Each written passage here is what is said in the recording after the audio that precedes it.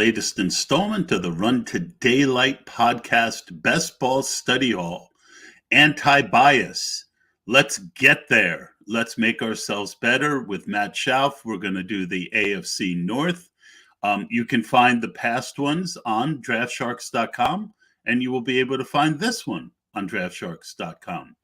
And as we mentioned a second ago, we will be doing the AFC South. We've had some interesting news today from the AFC South.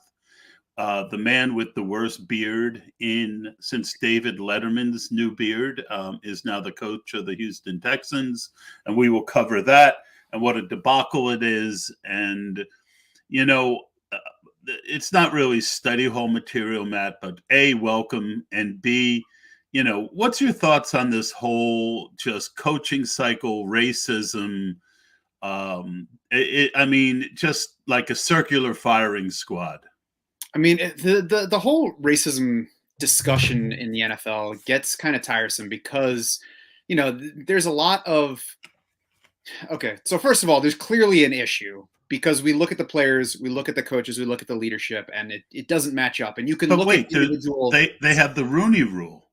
Right. You can look at individual spots. You can say, well, a team's going to hire the best coach for its team. So sure, look at every individual spot like that and say, well, how are we going to fix it if each team's just picking the best coach? It can't always be the best coach is a white guy. Now, it's a lot of, folks that think that way talking to each other, and then folks who are going to stay in their own head saying the other thing. And the NFL clearly doesn't actually care about it because they're telling us with the back of the helmets to end racism, and they can't figure out how to do it on their own. I guess it annoys me to watch them have the end racism, the stop hate, those messages, because it rings hollow when the NFL has issues like this of its own to fix and isn't doing anything to help that. Yeah, so I don't mind the messages, but again, empty words are like wind, right? And you can't grasp the wind. And, there's seriously legitimate beefs by African Americans about the overall situation. Acerbated this year by a couple of things. One, David Culley getting fired when he didn't deserve to, where he had made the most of the situation. And Brian Flores, the same thing, right? So you had two African-American coaches who were let go when they both had overachieved and done very well considering the talent that they had. And it's hard not to look at that and say, well, if a white guy was in that same situation, would he still be there? God forbid. Look, Dave Gettleman was there for 4 years, and he was, as bad as his job as any human can possibly be, and arrogant on top of it. But then when you look at some of these hires, the counterpoint is, I think Brian Dable was a good hire, and I think Joe Schoen was, or however you're supposed to pronounce that name, Shane.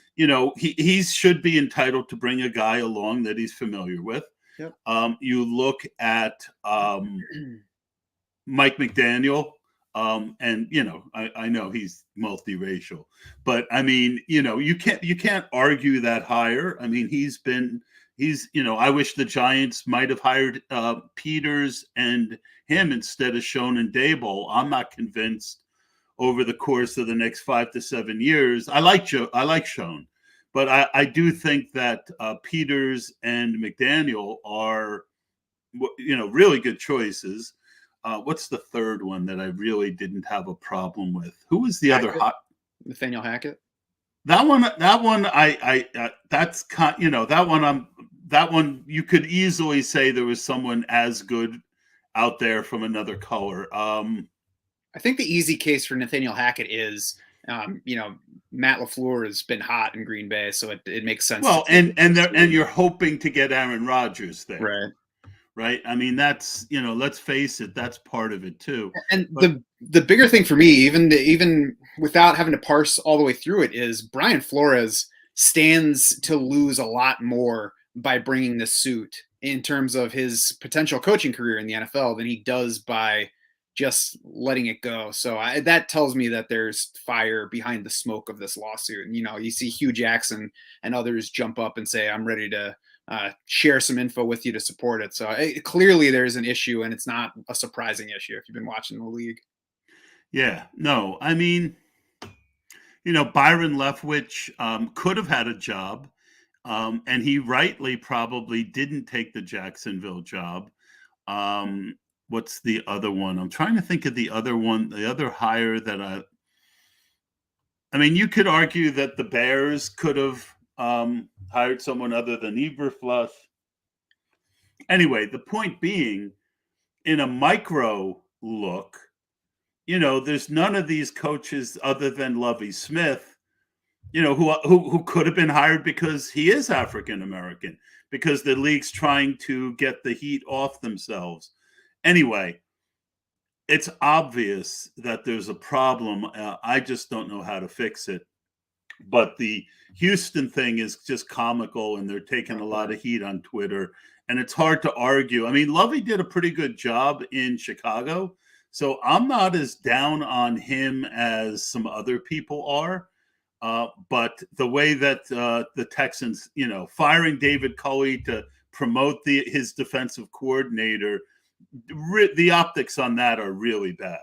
Yeah, if Lovie Smith's the best option right now, why wasn't he the choice last year? And I know that there's different leadership in Houston right now, but Lovie Smith's not a no, new it's favorite. The same. The guy from New England, right? Well, I don't think Easterby was the coach or the GM when they picked him. Didn't he come on board after that? Well, I know Nick Caseria, the guy from the Patriots, is the lead guy. Mm-hmm. Yeah. So I mean, Houston's a joke at this point. Lovie Smith, he also had the stint with the University of Illinois. I can't say I followed it closely, but I know that he didn't light the world on fire with that one. Yeah, no, and but look, he's a seasoned coach. They're probably going to lose anyway. It'll be interesting to see if they bring Josh McCown on now as a coordinator, or at least to give him the seasoning that he seems to need. And I wouldn't have been as upset about that as some other people would have been too. If you really think the guy has the right qualities and that's the guy you like, who am I to say he won't work out? Although, the optics again are bad. All right, so let's start with I'm sitting here for some reason I was studying 2004. Let's get to the 2021 NFL season. Maybe you're trying to get back to when the Texans were relevant. Oh man, I hate the way that this bounces around. And then let me I was doing it on a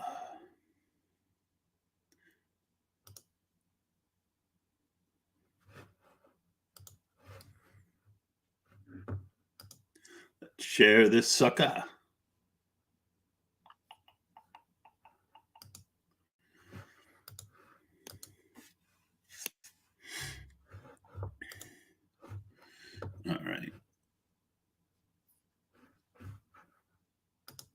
All right. So let's look at the Titans.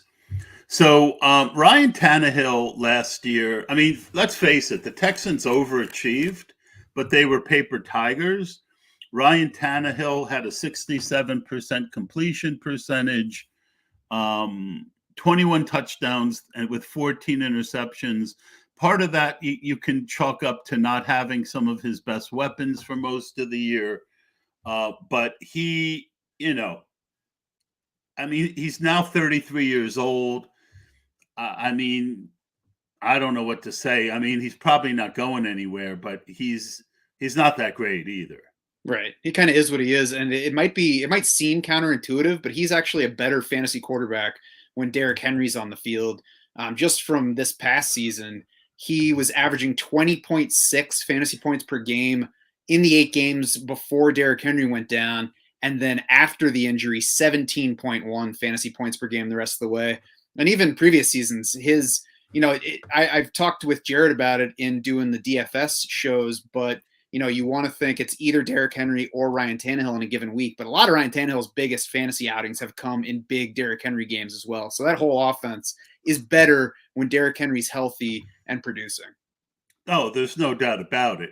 In fact, one of the nice cheat codes in DFS is to play Tannehill, A.J. Brown, and Henry together, because on the you get a pretty unique stack at low ownership, because a lot of times people don't want to play the quarterback and the running back. Mhm. But a lot of their big weeks, this is something JM to Win shared on 1 week season. Right now, Ryan Tannehill is definitely dropped from his ADP of last year. He's now quarterback 17 at pick 133. I mean, my initial thought there is, I think I might prefer Trevor Lawrence or Tua, the two behind him, because they have higher upside. But I think he's solid. And if you build a second, the only problem is, I like with my second quarterback, I tend to like a late stack, where I can get a couple guys plus the late second quarterback, and then take like a 16th and 17th round wide receiver, kind of like what you got last year with the Raiders. Mm-hmm. And he doesn't give you that, but I do think he is a solid second quarterback at that point. Yeah, I think there's some upside from that spot. He did finish QB 13, QB 8 the past 2 years, but he was only 16th in fantasy points per game. So I think it's an appropriate level for Ryan Tannehill right now. And the problem with that late stacking is we're going to have to wait a little bit to see who to stack him with. I mean, Julio Jones is going fairly late, but not quite in the range that you're talking about. And then beyond that, there are a bunch of guys that are heading to free agency. So we don't know, who the late round tight end might be, who the third wide receiver is going to be for that team yet. Yeah, and we don't even know if Julio's actually going to be there, right? I mean, there's been no news of him retiring, but the man can't stay healthy at this point. It's really hard to trust stacking. I mean, look, at his ADP, he's fine, right? If you take Julio, what's his ADP right now? It's like 67th among wideouts or something like that. Yeah, but let's look at him in relation to Tannehill as far as who you have to take first.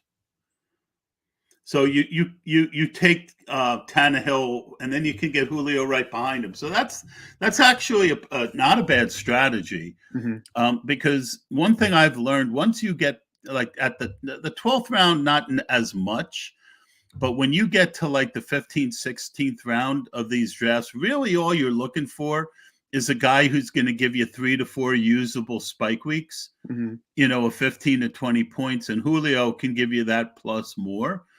I haven't drafted any Julio yet. I don't think, maybe one share out of like 4 drafts. I promised myself I wasn't going to draft, but these $10 drafts are so cheap.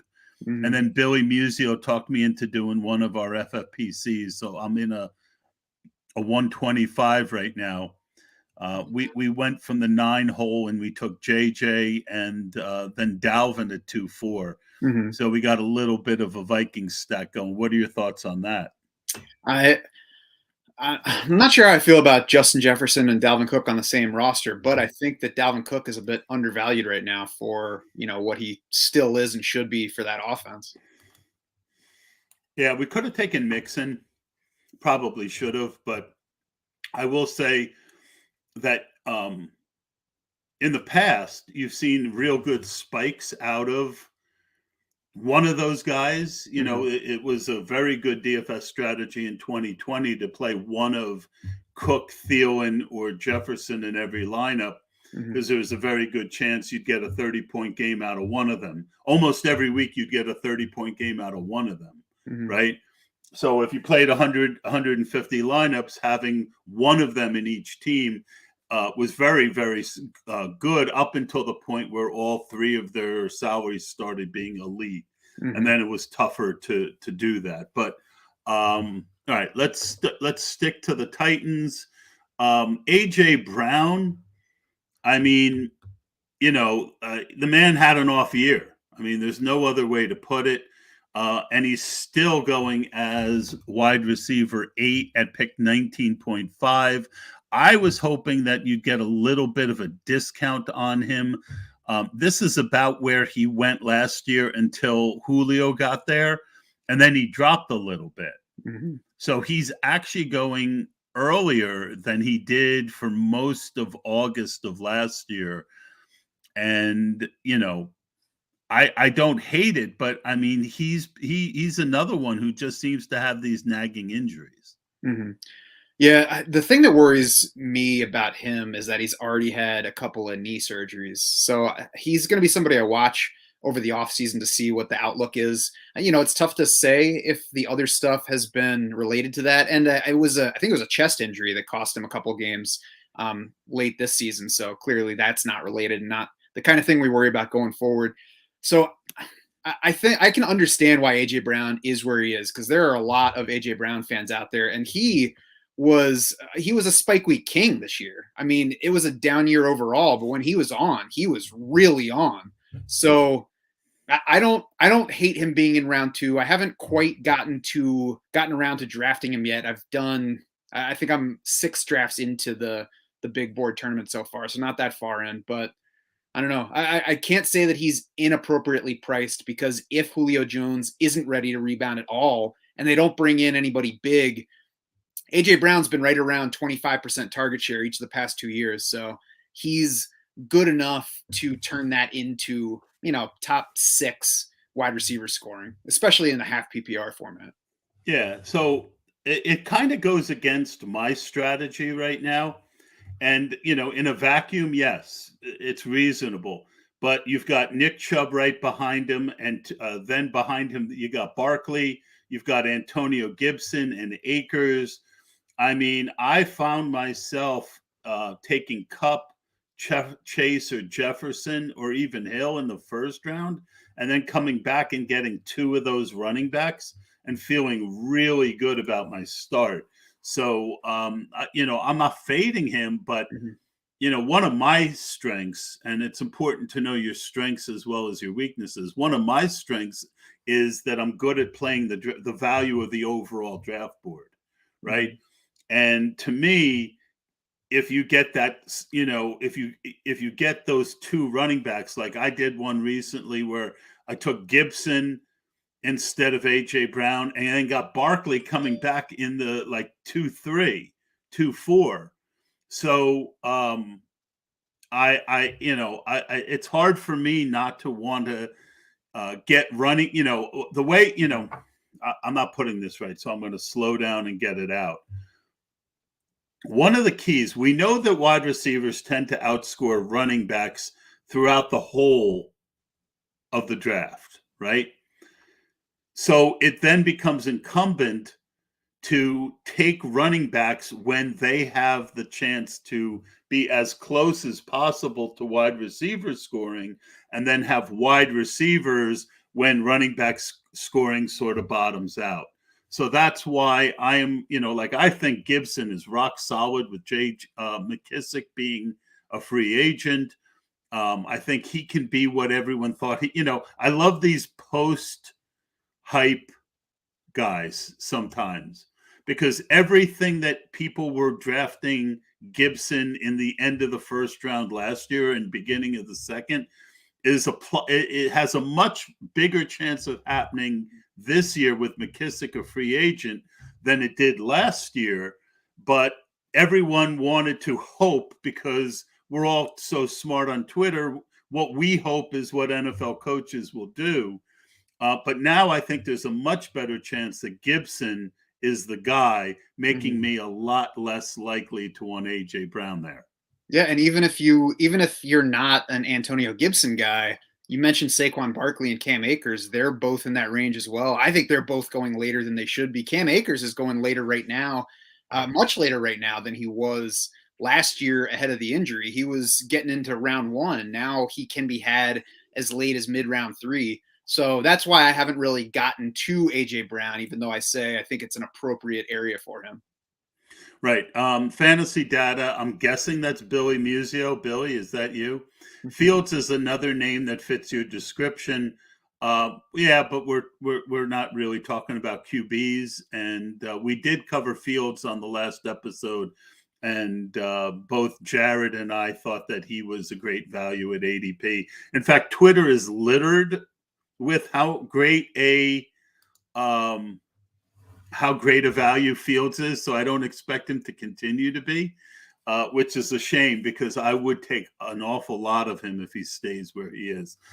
Let's go look at the targets, see if there's anything we missed.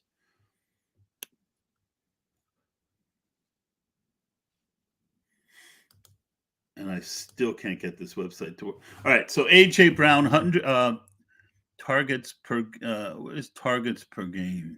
They don't actually break that one down. Okay, but 105 and 13 games.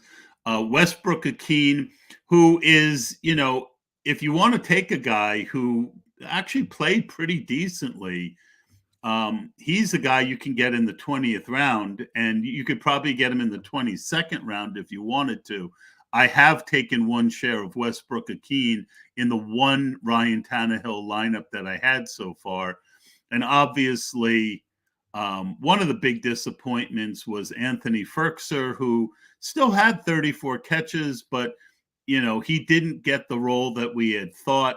I don't think he's going to be drafted too much this year. He was in the doghouse a bit as well.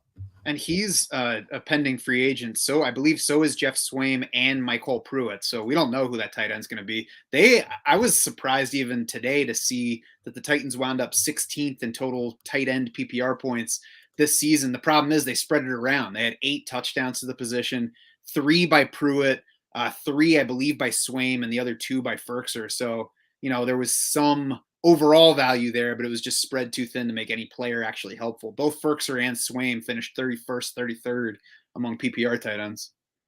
Is Nick Westbrook-Akeen? I'm guessing it is, right? Yeah, it's got to be. I mean, I didn't know he was a free agent. I thought he was like a rookie.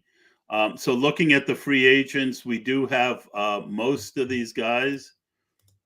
Thank you for so at least Westbrook-Akeen's an exclusive rights free agent. So the only way he's not back is if they don't want him. So I think if you are taking a late round Titan, he's a solid guy to look at because, as you can see in the list, I believe that Chester Rogers is a free agent, and then whoever even else is a tight end on that team. So there are a bunch of questions there.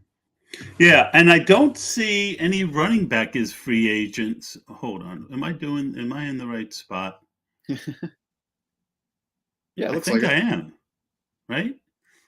I thought what's his name was the free agent. Donta Foreman? Yeah. Yeah, I would have thought so too. I thought that he was there on a 1-year deal, but maybe it was a 2-year. Yeah, 1 year, 920,000. Yeah, he should be heading into free agency this spring as well. Yeah. So that's the other thing I wanted to talk about. Derrick Henry is still being drafted, really early. So he's the third player off the board, ADP of 3.6. I feel like Billy says Ingram to Tennessee or Njoku. I think Njoku is a decent candidate, but again, they've never used the tight end. So I would almost rather see Njoku and Ingram end up somewhere where they have a history of using the tight end more. Your thoughts, Matt? Yeah, I agree. It looks like tight end jail to work under this staff. And I mean, that was even after Arthur Smith left this past year. They did the same thing. And, maybe it's who they had, but they had Jonnu Smith before, who I guess was good enough to get money from the Patriots, even though they're using him the same way. So, I mean, we'll see. I'm not going to assume that if a bigger name, and I would call Evan Ingram a bigger name, I would not assume that if he lands there, he's necessarily going to disappoint. But I have to kind of bake in the possibility that he does, and we'll see who else they sign. There's definite opportunity, and I absolutely agree that Evan Ingram and David Njoku present plenty of upside as players going forward. Yeah. Thanks, Billy. Those were good suggestions. Let's go to all right. So let's talk, therefore, about Derrick Henry. I mean, I faded him last year, and I got bailed out because I just felt that it was going to be hard for him to match what he had done the year before. But there was this little thing tingling in my background that the running back coach threw to the guy who was the OC had thrown to running backs a lot. And we did see Derrick Henry used more in the passing game. But I still think I'm going to be underweight on him due to the fact that I just don't trust these guys with these feet injuries. We just have seen it too many times. The foot doesn't hold up the second year. Your thought, Matt? First of all, I'm still reeling about your tingling background because that sounds like something you should bring up with your doctor. But for Derrick Henry, I agree. I was underweight on him last year too, and then I was like, oh crap, I missed. And then, as you said, got bailed out by the foot injury.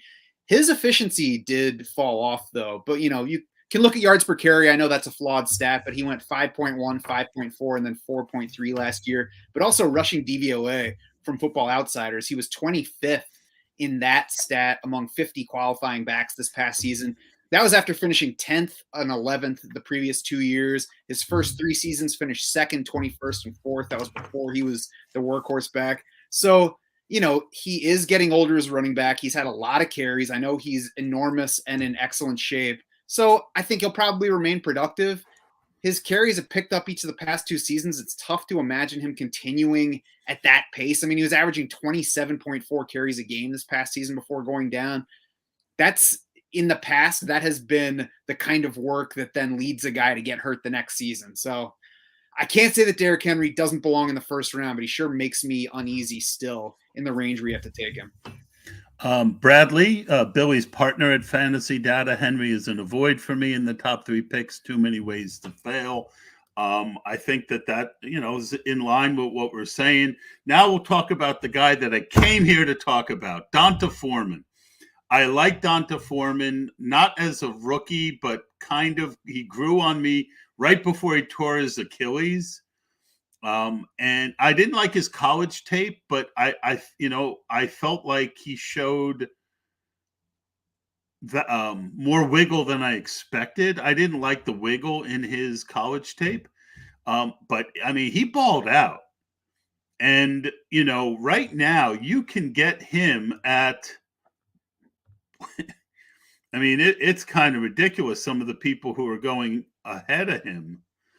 Trey Sermon, Kenyon Drake, Darrell Williams, Zamir White, Justin Jackson, Brian Robinson, J.D. McKissick, Jerick McKinnon, Jamal Williams. I mean, so basically you can get Donta Foreman in the 20th round of pretty much any of these drafts. And, we go back to that equation that I've talked about. If there were, does he have the talent? Yes, he showed it, right? He showed that he can be a really good back. Do we know where he's going? No. If he gets there, do we know that he's going to get the ball? No. But that's why he's in the 20th round, right? Give me a guy like that in the 20th round. Even if he ends up backing up Henry again, you're not the only one, Matt, who's looking at Derrick Henry's 270 carries and saying that's not sustainable. You give Donta Foreman 100, 125 carries. That gives you a floor in the 20th round because he does have touchdown equity. And then if Derrick Henry goes down, he can crush. That's my thought. Is there anything that you would say that would dissuade me of my opinion? My only thing is that running backs don't matter. And I don't say that to say that Donta Foreman doesn't matter, but he played well last year, and yet he could be not signed by anybody until the end of August. And so he's fine as a pick in the 20th round. If he lands back in Tennessee, I think you've won by picking him in the 20th round. My concern is that he's just not at a priority position. And especially we've got the draft coming that seems to have a decent number of running backs. So I think we'll see teams look there first and then maybe look at a guy like Foreman. He was, on the street after his time in Houston. He had a stint with Tennessee before and then came back for this one. Again, late round, end of the draft, fine, because you're not really giving anything up. And if he lands somewhere decent, then you're in good shape. But there is a chance that he doesn't do anything this year. Absolutely.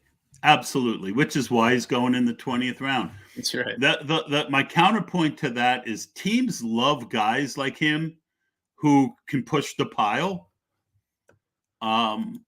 So I don't know. I mean, you know, you look at a lot of teams where, you know, he could come in and be that guy, like Miami, right? I mean, he could go to Miami and be the first and second down back, because these teams, a lot of them really don't like using draft picks on running backs for the same reason that you just talked about. Yeah, I mean, especially now that underdogs expanded it by 2 rounds at the end, I tend to be going wide receiver or, you know, third tight end in that range, because I'm then picking guys that I feel much more comfortable about being on a roster and contributing. You know, as I said, though, if Foreman lands in the right spot, you got gold there. Yep. And again, I feel like both you know, it's just a bet that I feel good about right now. But you know, certainly if there wasn't questions, we wouldn't have him in the round that he is. Let's look at their overall cap. So they've got some cap issues. There's 6 million under. Obviously, they'll find a way to redo some contracts. But I wouldn't expect any high-priced free agents for the Titans. And Julio Jones, I believe, has 13.2 million in dead money if they were to cut him this year. So, you know, I don't know about the contract and gymnastics beyond that. Maybe it's still possible, but it looks like, from what I can tell from his contract via Spot Track, that he'll be back in Tennessee this year. All right. So, yeah, let's look at let's sort it by dead cap. And 13-2. Bud Dupree isn't going anywhere. I mean, Henry's not going anywhere. I mean, when you look at it, I think they're more likely to restructure a guy like Tannehill to get under, and maybe a Bud Dupree to get under. But they are not someone that I am thinking is going to be super involved. On the other hand, you've got the Indianapolis Colts, who's the next team we're going to do. $37 million to spend, a very good team. They went out and traded last year for Carson Wentz, and you know, they were playing it like he was, you know, an opportunity to get a guy who had shown something at Philadelphia in his rookie year, but hasn't really shown it since. And he didn't look good last year. And the GM even said, you know, normally he didn't give you GM speak. He basically said, we're not happy. And so I think it's going to be interesting. Would you even draft Carson Wentz right now? I would not draft Carson Wentz right now. Maybe as a third quarterback, but not as one of my two. Frank Reich. So Frank Reich has clearly refused to commit to Carson Wentz for the coming season at the end of this year. And it's easy to, you know, overlook that. But if we look back a year to when he was coming off of season of Phillip Rivers being their starting quarterback, this is what Frank Reich said about Phillip Rivers after his 2020 season. As I sit here right now, yes, I want Phillip Rivers to be my starting quarterback. I think Phillip still has a lot of good football left. Now, many of us watched Phillip Rivers over his last couple of years and thought, this guy looks like he's very near the end. So Frank Reich felt that strongly about Phillip Rivers after 2020, would not even say, yeah, Carson Wentz is still somebody I believe in after this past season. So I think that there's a decent chance he's not their starter by September. Yeah. I mean, this year he came, and I mean, last year he came, and this year he might Wentz. Yes. Jose says Henry would be a perfect pick if he falls around the 1-2 turn. I would agree with that, but he's right now going third. But at the same time, you guys should know that how I feel about having more than 15% of anybody in the first 2 rounds. I could look at that whole first round and I could tell you right now, in the first 2 rounds, Taylor I feel good about, McCaffrey I feel good about, Henry I don't. Kupp, I think there's reason to be nervous after such an outlier year, but it's hard to argue. So I feel comfortable drafting him. Feel pretty comfortable drafting Eckler, although his increased goal line work, you wonder about. I feel good about Najee there. We talked about Jamar Chase. I love the player, but there's a lot of mouths to feed. Jefferson's fine. Cook, I don't feel that good about. Tyreek, Adams, now Kamara, you've got an issue. There's not a ton of people that you're going to say I feel really good about in the first round. Yeah, I think where I would differ on Derrick Henry versus last year is I still am uneasy with him there, but I'm not going to fade him. I'm going to get a little bit as opposed to. You have to. If you only want max 15%, I mean, it's real. When I say I faded a guy, that means I had 4 to 5% of them in the first round. Right. That's fading to me. And that's where I think I will be with him. I agree. Carson Wentz right now is a guy I'm not looking to take, and I don't like taking 3 quarterbacks. Yeah, I don't either. I even with the 20th round, it's such an easy thing to do to take that 3rd quarterback. But unless there's a quarterback at the end that I already have a couple players and it creates a mini stack, I feel like I would rather take some shots in different directions. I'd rather take two quarterbacks earlier and have 2 really good quarterbacks and then be able to use 2 spots at wide receiver toward the end. Yeah, if I take 3 quarterbacks, it's probably because the backups got away from me, and my second quarterback is like Daniel Jones or even somebody. Or I didn't start until the 10th round. Right. Like I missed the tier. So, I mean, just so I'm clear to those people who are listening, if I get anybody through Justin Fields, then I feel like if I get a decent second guy, I'm going to probably stop. Of the late guys, I think Daniel Jones is a really good pick. Zach Wilson makes me nervous, but you can get a bunch of Jets late. So I've made a couple teams with him. I think Matt Ryan and Baker Mayfield are both guys, and even Jared Goff, I mean, are guys who you can feel pretty good about taking. Yeah, and so my erstwhile sometime partner, Billy, who loves taking quarterback late. Billy, the 20 rounds are great for you because you can wait until your heart's content. And now it makes a lot more sense to do so. So I think that rule definitely helps your strategy. Let's go back. Jonathan Taylor, is he the clear number 1 to you? I think he has to be because of Christian McCaffrey's injuries the past 2 years, lower body stuff this year, at least. So I feel less good about it than I did Christian McCaffrey in the top spot last year, but I think it's tough to say otherwise right now. It's because he not only, got a ton of carries this year, he significantly increased his share of Colts running back carries. He significantly increased his share of targets. So the Colts used him the way we all thought that they should and hoped that they would. And that's why he delivered. And he's just a good player. Yeah. If we look at them this year, the biggest area was that he took over for Nyheim Hines on 3rd down a lot. And they ended up with near identical targets and catches, where if you look at the previous season,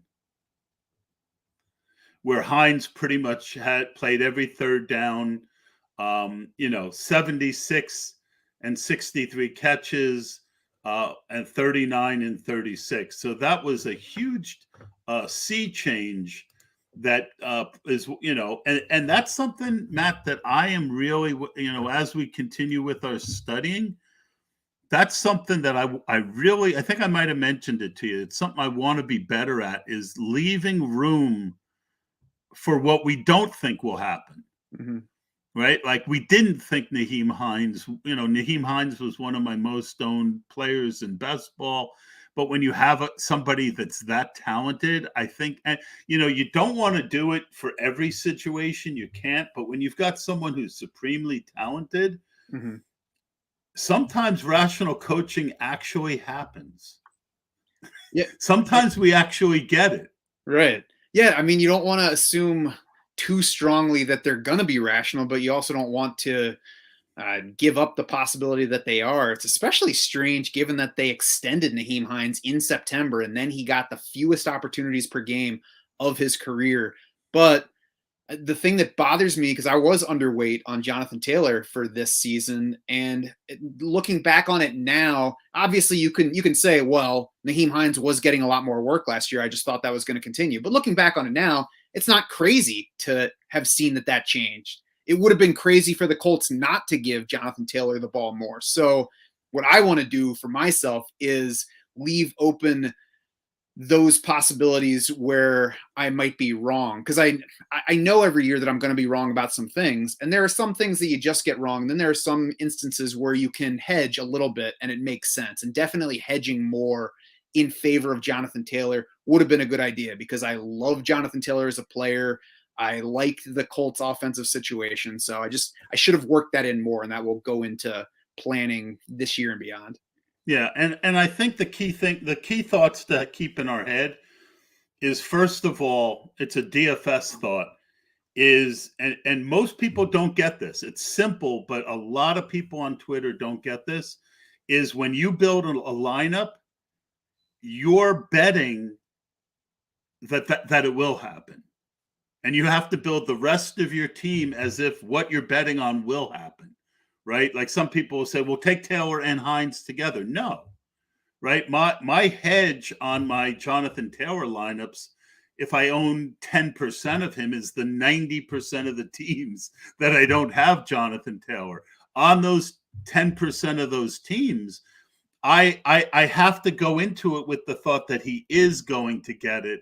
And that's a switch it's one of those things that you have to shoot WD-40 into, because that switch keeps getting clogged a lot of times. Yeah, and it's something I'm working on. I think the thing that makes it difficult is if you've spent all of your fantasy life playing full season leagues and a few leagues a year, then you're building a roster that you're going to manage through the year, and you're going to have opportunities to fix what's wrong. But now if you're drafting high volume or playing a whole bunch of DFS lineups, then it's a different way of building. So it's something that I'm continually trying to work on too. Yeah. And also my biggest takeaway, and I said this to someone the other day, I did 131 teams in the FFPC tournaments. Only one of them made it through. Mm-hmm. All the more I want to make every team like it's going to be that team that makes it through. Because the team that made it through, my three quarterbacks were Carson Wentz, Ryan Fitzpatrick, and Ben Roethlisberger. That was the team that made it to the finals, right? So what I mean is all the more making sure that I'm stacking, that once we get bye weeks, and we get the schedule, that I'm putting week 17 correlations in. And the third one is in the FFPC, especially 11 of the 12 teams that made it to the finals had Mark Andrews. Only me and one other guy had Marquise Brown as well. Mm-hmm. So all the more I'm looking to, as a tiebreaker, I want to stack, because it's that DFS leverage, right? If Mark Andrews got me there, but if he's going to fail week 17, well, if he fails, it's very likely that Marquise Brown is going to have a big week. It didn't happen for me. But that's another thing I think we want to consider as we're building teams. Mm-hmm. And I'm sure Billy would say the three quarterbacks were key for your roster there. Well, what's really weird is Billy and I built a ton of teams together, and he got one team to the final that I wasn't a partner with, and I got one team to the final that he wasn't a partner on, and I had 3 late quarterbacks on my team, which is his thing, and he had Byron Pringle on his team, which was my most owned player that he kept telling me, no, I don't want to draft him. I don't want to draft him. And he had a big week 15, I think, for Billy. So it was really funny. But that's the benefit and the dangers of partnering. Mm-hmm. All right, so let's look at these. This is a team begging to add a key wideout. Mm-hmm. I'm not taking much Michael Pittman right now. As talented as he is, he got 129 targets, 88 receptions, but only 12.3 per catch, only 6 touchdowns. And when you look at where he's going right now, it's kind of a dead zone, unfortunately, but he's going pick 54. So, mid-fifth, early to mid-fifth round. I don't know that he's going to still be the one this year. If any team should want to add another alpha, it is the Colts. Mm-hmm. What's your thoughts about his ADP? I think he's okay where he's going because he did take over as the top target. I share the consideration that maybe they could bring in somebody that changes his role, but at 24.8% target share in his second season, really his first full healthy season, I think he profiles well as somebody who's going to stay at least in that 20 to 25% range. So maybe I adjust it if they add somebody else. 60 more targets than his nearest teammates. So, and when you factor in the disappointing quarterback play, I think that's another mark in Pittman's favor. I think that there is some more yardage and scoring potential to him if they get better quarterback play, because his yardage really fell off late in the year. So he's kind of like Elijah Moore in that range where I am not opposed to him. He doesn't go late enough to be a target player. And, somebody that I could see outperforming, but I'm not excited about him outperforming that spot. Yeah, I am not a fan of Elijah Moore that early. Yeah, it's unfortunate. I want to like Elijah Moore, but he's just going too early to be a target player. Well, and Amon St. Brown and Devonta Smith, I'm not feeling either of them at ADP either. Definitely not feeling Treylon Burks that early either. That's it's funny. It's typically where the running back dead zone is, but right now, it's a bit of a wide receiver dead zone for me. Mm-hmm. All right. Anybody else on this team worth talking about? There's not, but I think it's worth noting that they have guys hitting free agency as well, including Mo Alley Cox at tight end. So they could be, a factor on the free agent market for a wideout. They could be a factor in that tight end market. And that would be, a really good landing spot if we get one of those tight ends that we mentioned before landing here, because the Colts only ranked 19th in tight end PPR points this past season. They were 11th in 2020. They were 11th in 2019. They were second in tight end PPR scoring in 2018. That was Frank Reich's first year. So there's room for a tight end to go score some points there if they sign somebody with the talent. Funny you mentioned that, because I was just about to mention Kyle Granson, who was kind of a little bit of a hype guy for a while. Mm-hmm. 15 targets, 11 receptions. They do like him. He's talented. Mm-hmm. And we've seen, he's a guy that I think I wouldn't hate taking if I need a third tight end in the 20th round. I think that's a name that could surprise a little bit.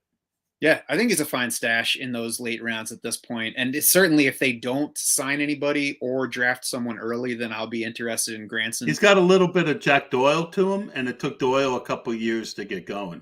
Mm-hmm. Yeah, and it usually takes tight ends a little bit of time, where just because I don't bet on Granson for this season doesn't mean I'm not betting on him overall. Yeah, it's as they used to say in Lethal Weapon, thin. It's very thin. Mm-hmm. But then everything would blow up, and they would just look at each other and go, "Yeah, thin." All right. So let's move on to the third place team in the division. Well, I guess that's the Jaguars. Jaguars just hired Peterson. The biggest problem is you really can't trust Trent Baalke to get them any talent. Trevor Lawrence was bad. I mean, 59% completion percentage, 12 touchdowns, 17 interceptions. I mean, there was really no point in the season where you looked at him and said he was raising the level of the people around him. That being said, Peyton Manning had a pretty lousy rookie year too. Troy Aikman too. Yes. I mean, the world's changed, and we're now kind of used to these quarterbacks playing well out of the gate. He was set up to fail. What's that? He was set up to fail. As soon as they signed Urban Meyer, I think we all knew, everybody who wasn't in Jaguars leadership knew that this year was going to be awful for Jacksonville, and it turned out to be even worse than any Urban Meyer detractors could have guessed. And so it makes you, the way Trevor Lawrence played and the way everything went, it makes you worry a little bit more than we all were about him at this point last year. But I think we have to just give him a mulligan, basically. Maybe we draft him a little bit later, but I'm going to give him a mulligan, especially after we see what ends up on this offense, because there are a lot of questions for them to answer. DJ Shark is a free agent. I don't think he'll be back, but that leaves Marvin Jones. And let's look at they've got more money than anyone. And you'd like to think that they'd be smart enough to bring in some offensive linemen. It's a deep offensive lineman draft, and get him some weapons. I mean, that's a place we were talking about tight ends. I mean, that's a situation. I mean, Dan Arnold's there, but that's a situation where this is a team begging for an alpha. Mm-hmm. And even if they can't, even if they can't find that, between the draft and free agency, they have plenty of money and opportunity to play around with. You mentioned Shark. I mean, maybe he's like a 1-year prove it deal kind of guy where he does come back to Jacksonville. And I think Doug Peterson's a solid hire for them. He was a backup quarterback for his entire career. He then worked under Andy Reid. So if there's anybody who on the open market for a head coach spot who is a solid bet to kind of develop this number 1 overall pick, Doug Peterson looks like a pretty good candidate to do that. He landed in Philly in Carson Wentz's rookie year, and the career started out pretty well there. It's gone rocky since then. So I think that right now Jacksonville is kind of an interesting offense to buy passing game pieces from, because you're paying pennies to do so in these drafts right now. Yeah. And this is exactly the situation that I mean, where, second stack, even if they're a bad team this year, if they improve enough that they're playing from behind, you can get Trevor Lawrence, Laviska Shenault. I mean, he's plummeted. Marvin Jones and Laviska Shenault. Marvin is down to round 13, and Laviska is still also round 13. So you could take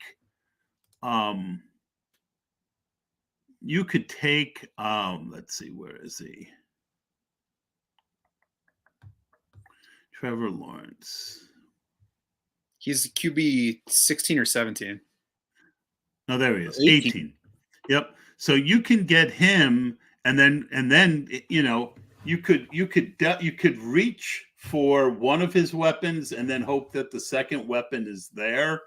Like if you're at the turn, take Lawrence as your quarterback. Reach from. I probably would reach for Laviska, and then hopefully, and Dan Arnold is going to be back toward the end. I mean, that's a second stack that I think is definitely worth some action, because it's so cheap.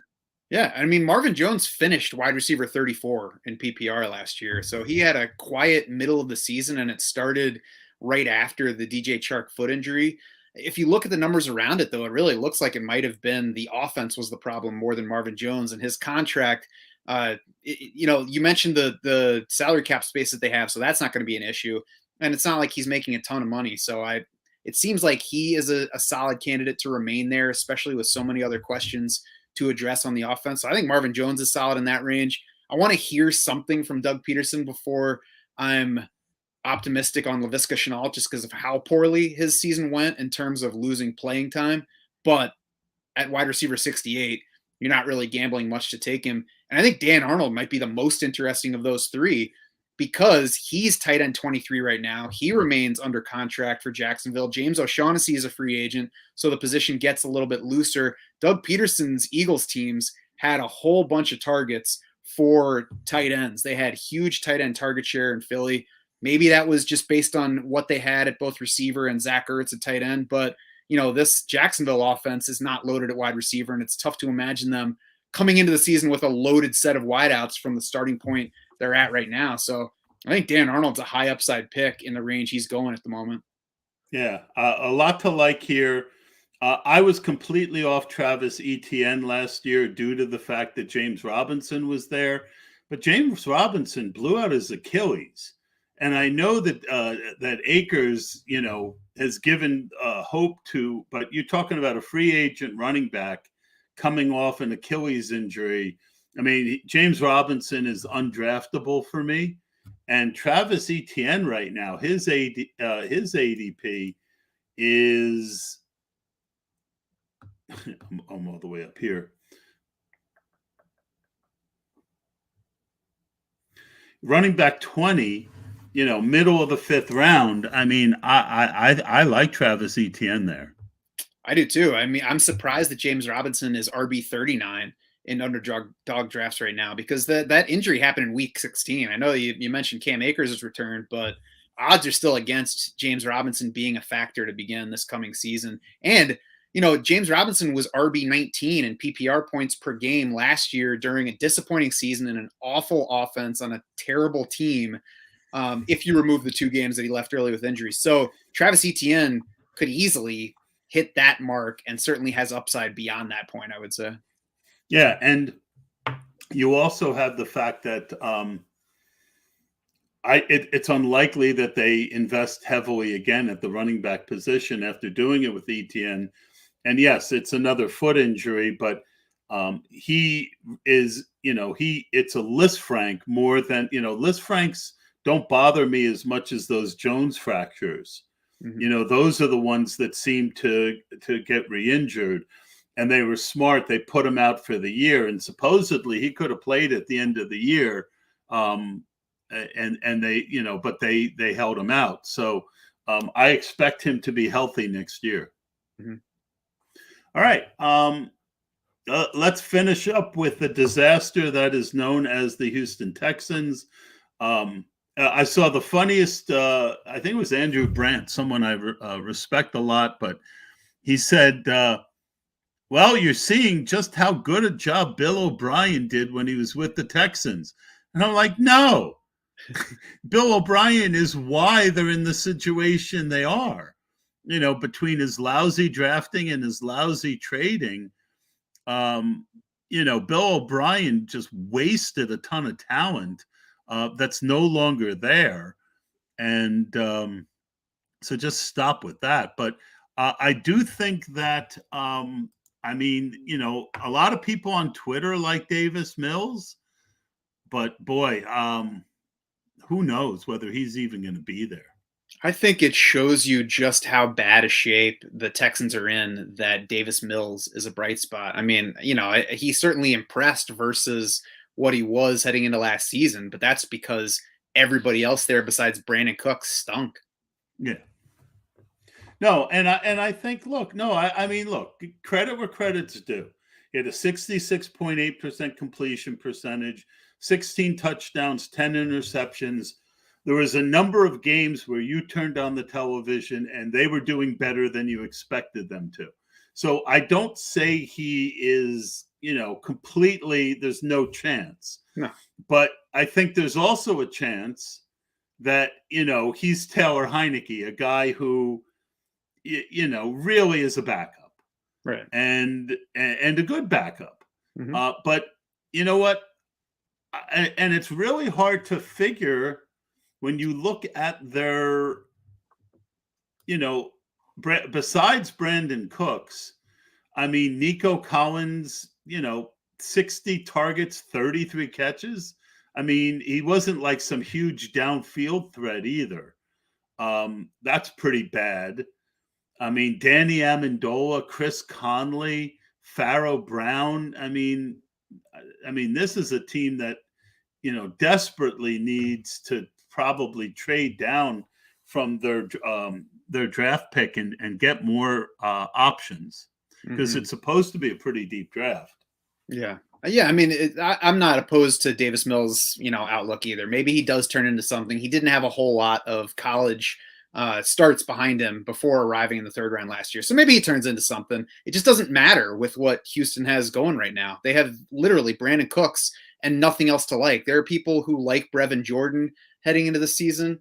I mean, okay, he's got opportunity, I guess, because the rest of the roster stinks. But that's it. It's another team, and again, I know it's new coaching and everything, but again, they've had a three-headed tight end monster for a yeah. while, and I mean, I like Brevin Jordan too, but it's kind of hard to get excited. Right. It's similar to Davis Mills. Brevin Jordan's fine, but he looks better because the Texans stink. I don't think anybody besides Brandon Cooks is going to matter here. And we'll see who they add, if they can add any other offensive pieces that will matter. I want to see what happens with Deshaun Watson too. I really wish we could move on to some further stage in this story, so we at least know what's going to happen. Yeah. I wish we could massage the results. Yeah, and then, I mean, David Johnson is pretty washed. Let's look at their free agents. Who's even back here? But it was interesting how they just signed every old washed guy, and then Rex played pretty good. So David Johnson's a free agent. Amendola, Conley, Chris Moore, Jordan Akins. So, I mean, you literally could have a completely new set of bums here. Mm-hmm. That was a joke. But you might, and it probably will be that kind of player again, because they just showed us with the coaching search. Nobody real wants to go there right now. You know that Brandon Cooks is waiting for his phone to deliver him the news that he's traded. Yeah, and but he's very draftable where he is, and it's funny, he kept getting traded his whole career, and now he can't get traded. Yeah. And he got traded like 3 times when he didn't deserve it. Now he finally would like to get traded, and he's stuck in Houston. I don't think there's much else to say here.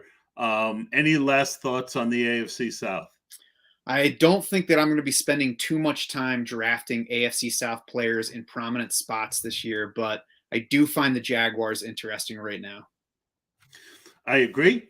Matt, thank you as always. I will see you probably next week, although maybe we'll finish it this week. And then we got to start thinking of a topic to do after we do these reviews, because it's a blast having you Draft Sharks on. Well, thank you. It's a blast being on here. I like talking this stuff with you. Yeah, I think that we've been studying, and I know it's made me better. I'm going to throw out the thing that you said that changed my opinion the most, because we are, really trying to work on our biases.